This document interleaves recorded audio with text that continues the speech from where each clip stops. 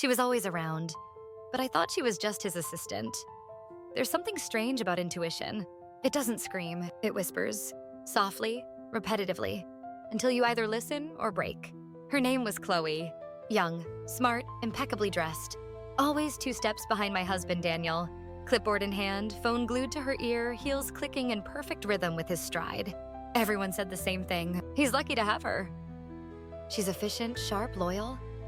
Exactly what a man like Daniel needs. And for a while, I believed it. At first, she was just a name on his calendar, then a number in his call logs, then a quiet presence at our company events.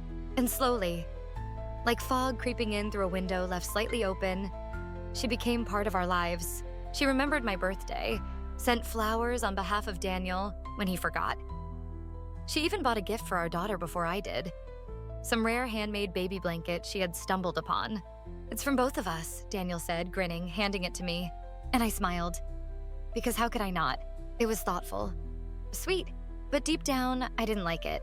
I didn't like that she knew what kind of blanket I would have picked. Didn't like how she knew our daughter's due date without asking. I didn't like how she looked at him when he wasn't paying attention.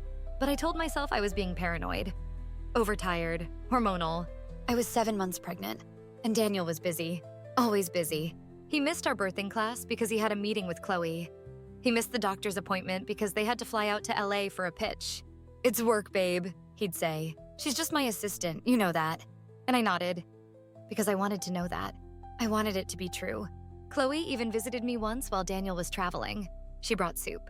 Said she was checking in on the queen of the castle. I remember sitting in the living room, bloated and swollen, while she sat across from me in a cream-colored blouse, creased just enough to still look intentional. "You're glowing," she said. "He talks about you all the time." I smiled politely, but something in her tone didn't feel like flattery.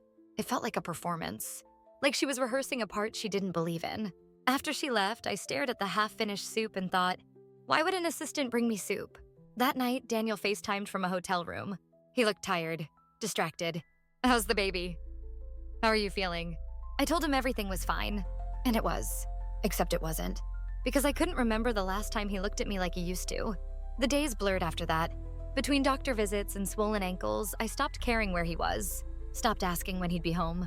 I started building a life around absence, not presence. But Chloe? She stayed, always in the background, replying to emails, managing his calendar, sending me flowers when he didn't. She even sent a gift when our daughter was born, a silver bracelet, tiny, engraved with her name. There was no note, just a small card that read, "Welcome to the world, little one, C." Daniel came home a week later, held our daughter for the first time. He looked happy, tired, guilty? I couldn't tell anymore. I asked him once, casually, "Do you spend more time with Chloe than you do with me?" He laughed.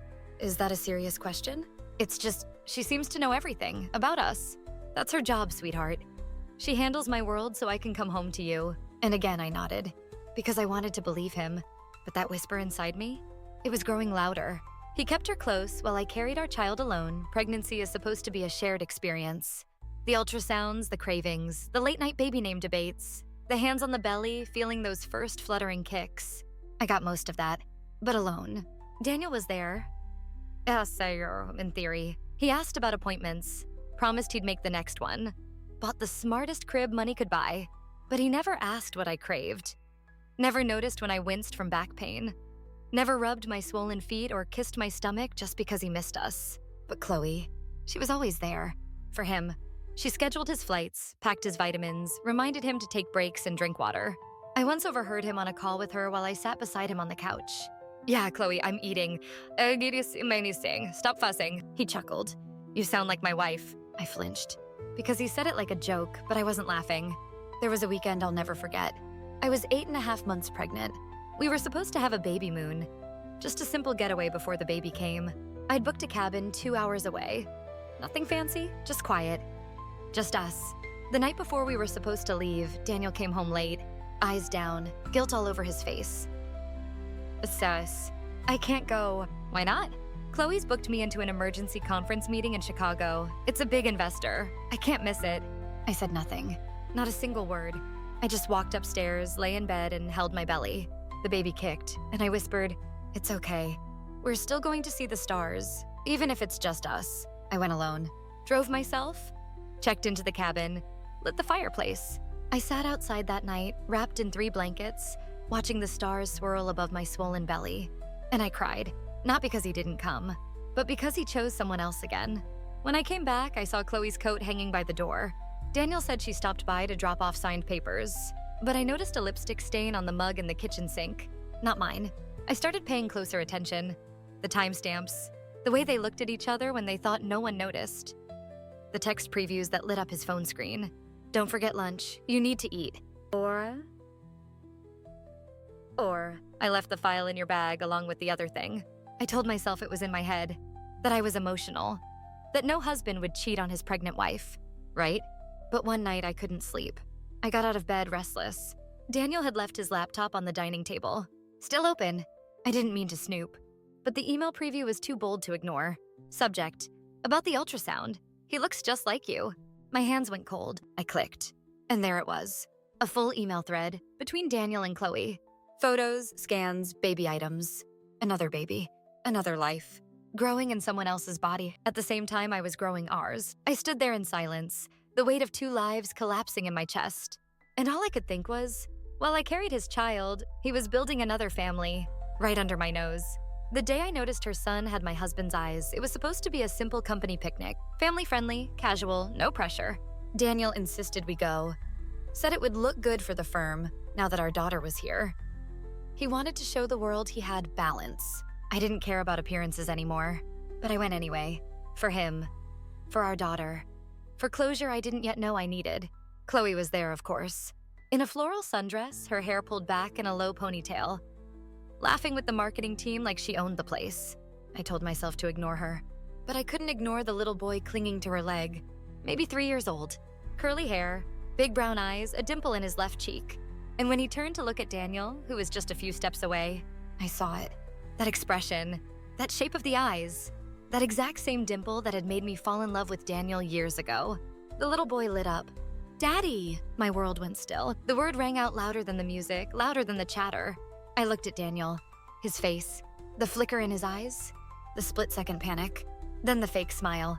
He rushed over and knelt. Hey, buddy, not so loud, okay? But it was too late. I had heard. And more than that, I had seen. Chloe's eyes met mine. Her smile didn't waver, but her hand reached down, touching the boy's head. Possessive, protective, prepared. I walked over, my daughter in my arms. Daniel straightened up, eyes pleading. It's not what it looks like. Really? I said calmly. Because it looks like your assistant's son just called you daddy. Chloe stepped in. You don't have to do this here, Emery. Oh, I think I do. Because here is where you paraded him around like this isn't a secret. The boy looked confused. Innocent. He didn't know he was part of something broken. He was just happy to see a man he loved. I knelt in front of him. Tried to smile. What's your name, sweetheart? He looked up shyly. Luca? Luca. Even the name hurt. Daniel and I had talked about baby names once. That was one of his favorites. He had said it like a dream. And now here it was, alive. How old are you, Luca? He held up 3 fingers. 3 years old. That meant born the same year I got pregnant. I stood up, looked Daniel in the eye. 3 years? You've had a son for 3 years? And you never told me? He didn't speak, didn't move. That was enough answer. I turned to Chloe. And you worked beside me, sent me soup, held my baby, all while hiding this? She swallowed. I didn't mean for it to happen like this, but it did. I walked away before I collapsed. That night, I sat in the nursery, holding my daughter tight. She was asleep, breathing softly against my chest. And all I could think was, she deserves better than this, and so do I. I found the birth certificate, hidden in his office drawer. I couldn't sleep that night. Every time I closed my eyes, I saw his face next to hers. The way they looked at that child, like he was theirs. Because he was. Daniel had tried to explain on the way home from the picnic. It was before. It was complicated. She didn't tell me until later. But his words were all fog. They bent and twisted, trying to protect the version of him that could still live with himself. You had a whole son, and you let me carry our daughter alone. He didn't reply, because there was no reply. The next morning, he left for work early. Too early, didn't kiss our daughter, didn't look me in the eye. I waited until he left. Then I walked into his office. He always kept it locked. But I'd seen him hide the spare key before, tucked inside the back of his framed diploma. Hands shaking, I pulled it out, slipped it into the drawer, clicked open, and there it was. The drawer he never let me touch. It was full of files, receipts, envelopes, a small box with photos, and at the very bottom, a folded birth certificate. I didn't open it right away. I just held it. Heavy, thick, still warm from my hands. Some part of me hoped it wasn't what I thought, that maybe it was old, outdated, someone else's. But when I unfolded the paper, there was no more space for denial. Name of child: Luca Bennett Carter, date of birth: September 14th, place of birth, Seattle, WA. Mother's name: Chloe Marie Bennett. Father's name: Daniel Edward Carter. The name, the date, the truth. Written in black ink, with a hospital seal stamped in the corner. He had signed it. Daniel's signature. The same signature on our marriage certificate. My knees gave out. I sank to the floor, birth certificate still in hand. And I cried. Not out of surprise, but out of confirmation. Because sometimes the worst pain isn't being lied to. It's knowing the lie, and still hoping you were wrong.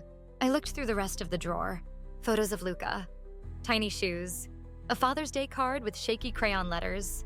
To Daddy, I love you so much. And in the corner of the drawer, an ultrasound photo. 2, actually. One labeled baby girl. Our daughter. The other, labeled baby boy Ducept. The timestamp? Exactly 6 weeks before my due date. He got 2 ultrasounds. 2 children. 2 lives. But only one wife, completely in the dark. Later that night, I didn't confront him. I didn't scream. I just sat in our daughter's room and watched her sleep in the soft pink glow of her nightlight. And I whispered, "You will never feel like a mistake. Even if your father made you while betraying me, you were never the betrayal. You were the reason I survived it." He said, "It was a mistake." But he kept seeing them. He came home late. Again. The door clicked open around 10:47 p.m. I didn't bother pretending I was asleep this time. I sat at the kitchen table, the birth certificate folded neatly beside my untouched tea. He paused when he saw me, then said, almost reflexively, "Hey, I thought you'd be in bed." I didn't answer, just slid the paper across the table toward him. He didn't ask what it was. He knew. He stared at it, then slowly sat down across from me. Silence. Then finally he whispered, "I can explain." I let out a bitter laugh. "I don't need an explanation, Daniel. I need the truth." He looked at me like I was being unfair, like I had just uncovered some inconvenient secret that ruined his peace. "It was a mistake, Emery, a stupid one-time thing." I raised an eyebrow. "One time? That resulted in a child? That you kept? That you visit regularly?" His silence answered for him, so I kept going. 3 years, Daniel. 3 years of holidays, birthdays, milestones. While I was at home, pregnant, raising our daughter, alone. He rubbed his temples. "I didn't know how to tell you. I thought I could keep it separate." Separate? I leaned forward. "Is that what they were? Your side family?" He looked ashamed, but not enough. I tried to stop seeing them, but Luca's my son. He needs me. I stood up, walked to the window. My hands trembled on the glass. "And our daughter? Did she not need you? When she had a fever at 2 a.m. and cried out for her father? Where were you?" He said nothing. "I'll tell you where. You were with Chloe. You were with Luca.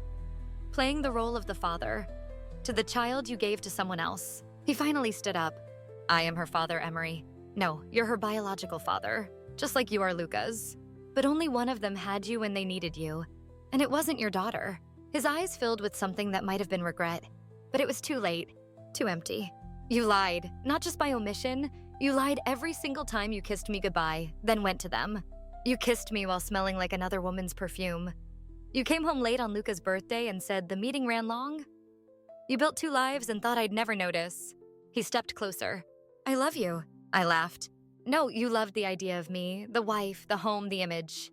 But when things got real, when I needed you to be present, you ran to someone else." He reached for me. I pulled back. "I was loyal to a man who made me look like a fool. I begged you to be home. I carried our daughter inside me while you played family in another house." Then I whispered the one truth I hadn't said aloud until now. "I'm done." He blinked. "You're leaving me?" "No," I said quietly. "You left me a long time ago. I'm just finally catching up." That night I packed a bag. Not everything, just what mattered. Diapers, documents, dignity. And I took our daughter, still sleeping softly, into my arms. I didn't look back, because I had already spent too long looking at the wrong direction. Our children met, and they looked like twins I hadn't planned for them to meet. Not yet. Maybe not ever. But the universe has a cruel sense of irony. It happened at the park.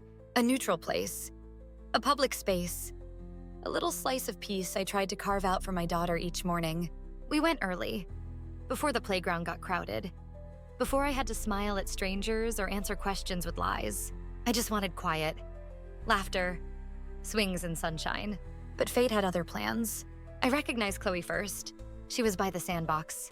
Her back was turned, but that sleek ponytail, those pristine flats, that over-calculated casual mom outfit, I knew it too well. And beside her was Luca. I froze. Lena ran ahead before I could stop her, straight toward the slides, right where Luca was. They saw each other, paused, stared. And then, without hesitation, they smiled, as if something in them recognized the other. They played like they had known each other forever. Climbed, giggled, shared snacks. I watched from the bench, heart pounding. And the longer they played, the clearer it became. They looked like twins. Same dark brown eyes, same dimple on the left, same laugh that burst out from the belly and bounced through the air like music. It was beautiful and devastating. Chloe noticed me moments later.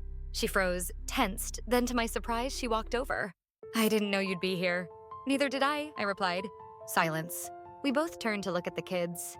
Lena was handing Luca a flower she picked. He tucked it behind her ear. They laughed. It was innocent, pure, too good for the mess we had built around them. "They're good together," Chloe said softly. I nodded, jaw clenched. They should have known each other from the start. She looked down. "I never wanted it to happen this way." I turned to her, calm but cold. "But you let it, for years. You stood beside me, looked me in the eye, handed me baby gifts, while hiding the fact you had a baby with my husband." She looked like she wanted to defend herself, but she didn't, because there was nothing left to defend. "Do they know?" I asked. She hesitated. "Luca knows Daniel is his father, but he thinks you're a friend." I laughed bitterly. "A friend? I didn't want to confuse him, or your daughter. No, you just wanted to preserve the illusion, to stay close to Daniel, to keep him half yours." She stepped back as if my words physically hit her. "He told me he loved me, Emery, even before you got pregnant. Then why didn't he leave?" "Because he was a coward." We both looked at the kids again. Still playing, still unaware. "They deserve to know the truth one day," I whispered. "They do, but not now. Not while they're still untouched." "Agreed." I stood up, called for Lena. She ran toward me, cheeks red, eyes shining. "Mama, I made a new friend." "I saw a baby, he's sweet." She looked up. "Can we play again tomorrow?" I glanced at Chloe, then back at my daughter. "Maybe someday, sweetheart."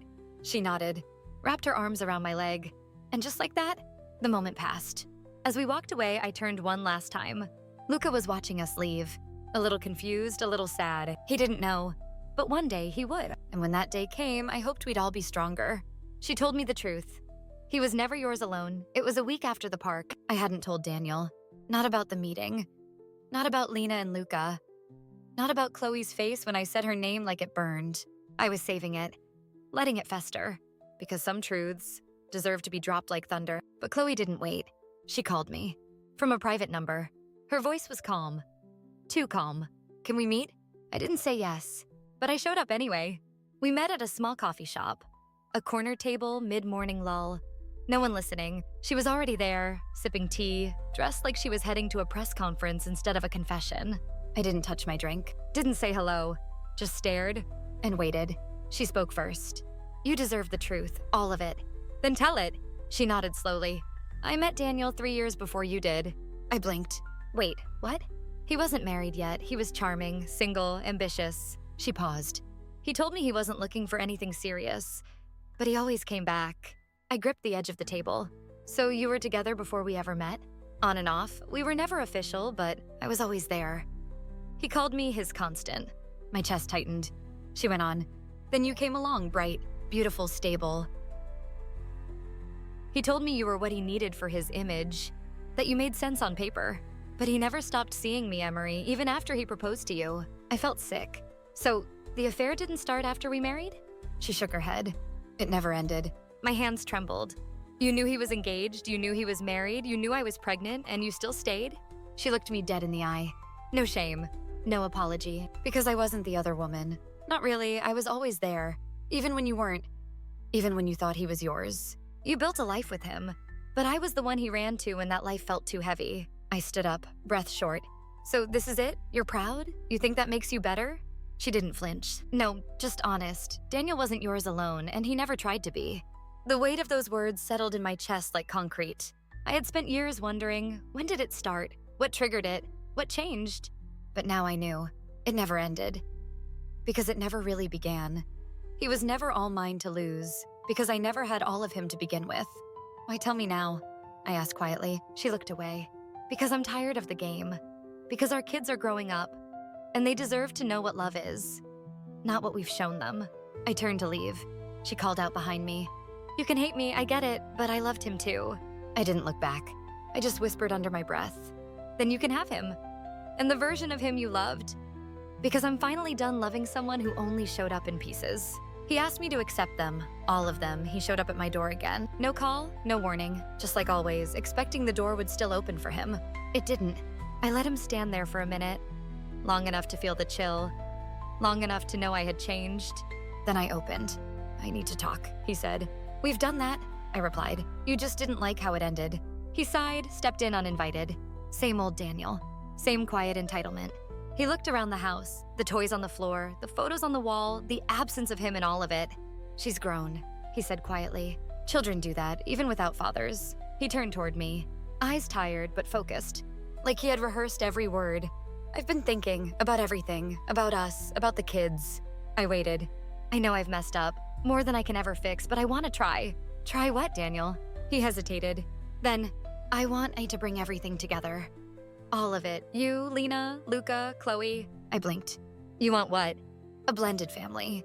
It doesn't have to be perfect, just real. The kids deserve to know each other. We can figure out how to coexist. I stared at him like he had lost his mind. You want me to just accept it all? Like your betrayal was a delivery mix-up? Like this is some modern family sitcom where everyone smiles through the pain? He stepped forward. We're already connected, Emery. Whether we like it or not. We have 2 kids, 2 women, 2 parts of a broken whole.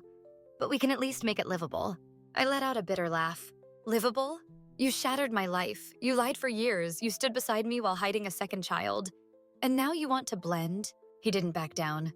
I want to be there for Lena, for Luca, for all of us. I stepped closer. Not with love, but with fire. You had years to be there. And you chose hotel rooms and secrets. You chose Chloe.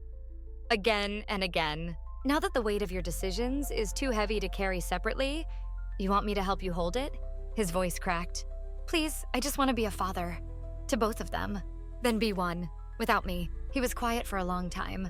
Then finally, you'll never forgive me, will you? I looked at him, long and hard. Forgiveness isn't the problem, Daniel.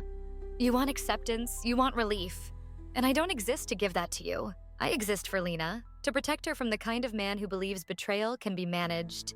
He looked away. She asked about me. Then answer her yourself. But do it honestly. Tell her you weren't brave enough to be her father when it mattered. Tell her you wanted 2 women and expected both to stay. Tell her the truth. He didn't say goodbye when he left. Just walked out the door like a man realizing the wreckage he couldn't rebuild. And I locked it behind him. Not with anger, but peace. I left him and took back more than my name. It didn't happen with screaming. Not with broken dishes. Not with packed suitcases flying down the stairs. Not with neighbors hearing the aftermath of betrayal. No, it ended in silence. Just me, a piece of paper, and a pen. The lawyer looked at me, eyebrows raised. You're sure? Yes, I said. You don't want to contest any property? I shook my head. I just want my name back. Daniel Carter's name had been on every document of my life for 6 years. Marriage license, bank accounts, even my email. And for 6 years, I carried it with the pride of a wife who believed in love. Now, I was done carrying what wasn't mine. I went home and stood in front of the mirror, held up my new ID, Emery Quinn. My maiden name, my real name, the one that existed long before Daniel, the one that would survive long after. I stared at my reflection, noticing the small lines under my eyes, the tiredness, but also the strength. You came back, I whispered to myself. You're still here. Lena noticed the change too. She was only 4, but kids feel things in the air. She asked me one morning, Mama, why don't we live with Daddy anymore? I took a deep breath, sat her on my lap. Because sometimes grown-ups make promises they don't keep. And when that happens, it's okay to walk away. Especially when it keeps your heart safe. She blinked up at me. Do you still love Daddy? I smiled softly. I loved the part of him I thought was true. But now I love me more. The next weeks were quiet. No calls from Daniel. No surprise visits. I think he finally understood that I wasn't bluffing. That there would be no second chance. No blended family. No shared holiday tables or co-parenting photo shoots. Just reality. Divided, firm, final. I started therapy.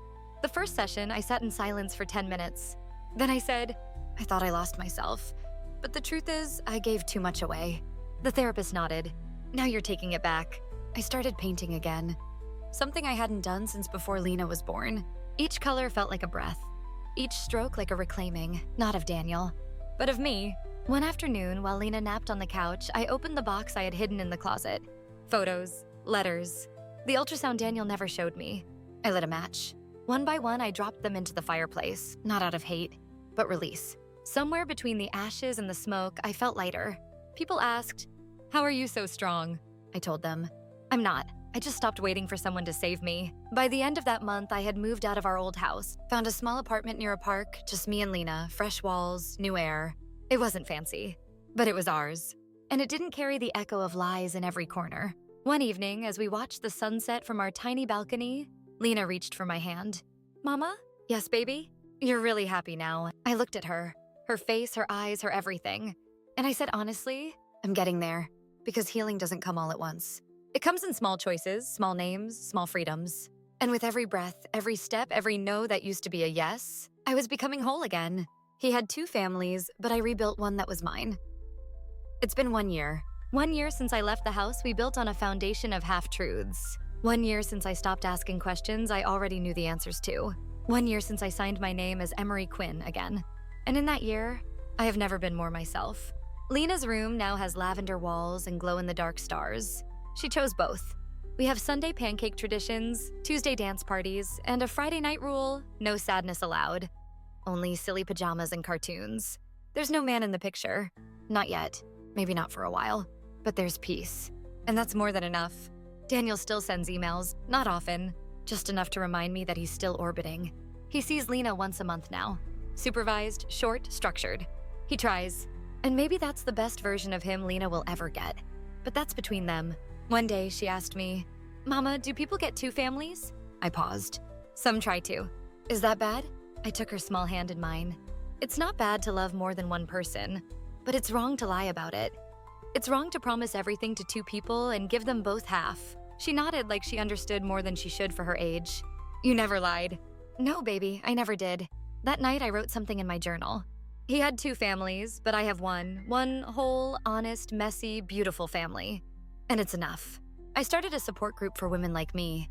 We meet twice a month in a cozy room above a bookstore. We drink coffee, share stories, hold space. We cry, we laugh, we heal. Together. One woman once asked me, "How do you trust again?" I smiled. "You don't wait for someone else to prove they're worthy. You start by trusting yourself, that you'll never ignore your gut again, that you'll leave the second your soul starts to dim." And that's exactly what I do now. I live out loud. I rest when I'm tired. Say no when I mean no. Choose softness without letting it make me small. This life, it doesn't look like the one I planned. But it's mine. Not shared, not stolen, not shadowed. Just mine. Sometimes Lena draws pictures. Stick figures mostly. Last week she handed me one. 4 people. A little girl, a dog, and 2 women holding hands. "Who's this?" I asked. "That's you. And that's me. And that's us being happy. And the other lady? That's future you when you're smiling more." I laughed and cried all at once. Because she's right.